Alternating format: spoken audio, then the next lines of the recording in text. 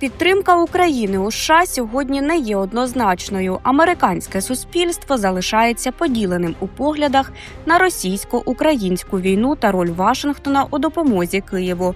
За словами викладачки університету Темпл Олени Міщук, політика нинішньої адміністрації та настрої її прихильників відображають різну позицію щодо України.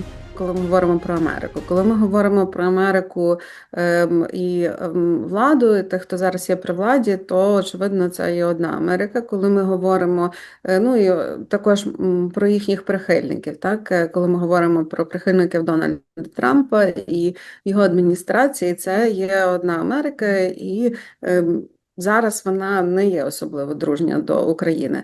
Але також є більшості громадянину, і які не задоволені діями цієї адміністрації, і це поширюється також на питання підтримки України. То що досі існує достатньо сильна підтримка України, причому серед виборців демократичного крила, серед виборців республіканців, але знову ж таки, якщо ми говоримо про МАГА, то це, скажімо так, група або американці, які не особливо підтримують Україну, і зрештою в цьому є велика проблема, тому що зараз МАГА визначає загальну політику Америки. Американська молодь традиційно вважається більш ліберальною частиною суспільства. Водночас тема України сьогодні не входить до переліку головних питань, які хвилюють студентів. Значно більше уваги вони приділяють внутрішній політиці, міграційним питанням та подіям на Близькому Сході. Американські студенти, вони достатньо ліберальні. І я не думаю, що питання України зараз стоїть на першому місці для них. У питаннях внутрішньої політики, очевидно, на першому місці є ця боротьба з міграційними службами, тому що вони, власне, атакують цих студентів, тобто вони зараз університети стали мішенью для цієї адміністрації, але і питання України зараз на задньому плані, тому ми, очевидно, не є на першому місці. Я би сказала, що коли мої студенти, скажімо, деколи, коли я згадую про те, що відбувається в Україні, вони часто мене питаються: «Ой, війна ще досі йде».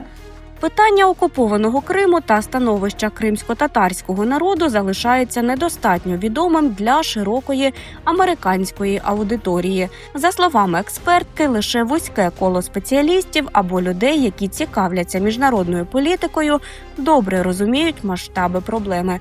Водночас тема прав людини може стати найбільш зрозумілою для американського суспільства. Я не думаю, що американці заглиблюються у питання того, що відбувається в Криму, що таке Крим,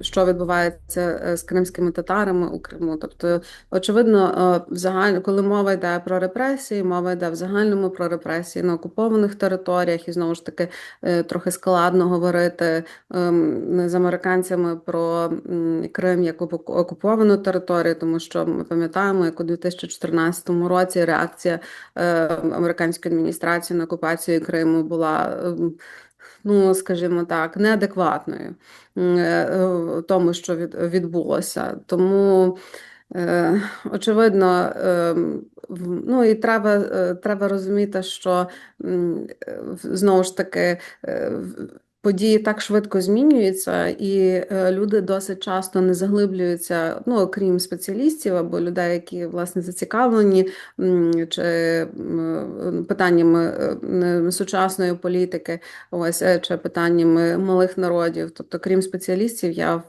не думаю, що хтось має достатньо глибоке, загальна, скажімо, публіка має достатньо глибоке уявлення про те, що відбувається у Криму, хто такі кримські татари і чому Крим у складі Росії, як зараз це є, це окупація. На думку Олени Міщук, Україна має постійно нагадувати світу про справжній початок російської агресії. Саме окупація Криму у 2014 році стала першою фазою війни, яка триває і досі. Не менш важливою залишається розповідь про долі людей, які пережили окупацію або були змушені залишити свої домівки.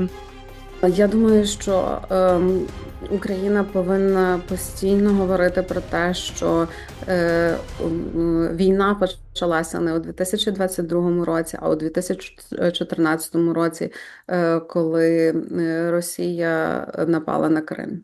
Тобто це дуже важливо. Мені часто здається, що переміщення дати початку російської агресії на Україну з 2014 на 2022, дату повномасштабного вторгнення, воно розмиває цей статус Криму і зменшує, власне, публічність цієї ситуації у світі. Тому перше, і я вважаю найважливіше, це от фокус на тому, що агресія почалась у 2014-го з анексії Криму.